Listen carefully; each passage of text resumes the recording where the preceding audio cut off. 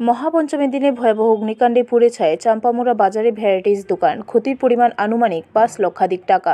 ঘটনা শনিবার সকালে। বাজার ব্যবসায়ীদের তৎপরতায় অল্পেতে রক্ষা পেল বাজারের অন্যান্য ব্যবসা প্রতিষ্ঠান। জানা গেছে, কমলাসাগর চাম্পামুড়া বাজারে হাহা ভ্যারাইটিস দোকানের মালিক ভবতোষ সাহা অন্যান্য দিনের মতো শনিবার সকালেও দোকান খুলে দোকানে ঠাকুর আরাধনার পরে জ্বলন্ত ধূপকাঠি দোকানের মধ্যে রেখে দেয়। কিন্তু সতর্কতার অভাবে এই জ্বলন্ত ধূপকাঠি থেকে দোকানে হঠাৎ আগুন লেগে যায়।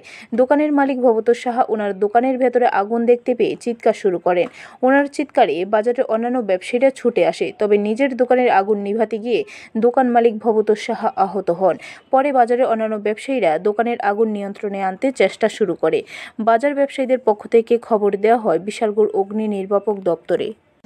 ঘটনাটা এই জায়গাতে আগুন লাগার পরে তারপর ওইদিকে বাইরে যা আসলো মালটা আসলো সব কিছু এই জায়গায় মোটামুটি যা আসলো সব কিছু একটা এই দোকানে লাগবে দোকানে দিতে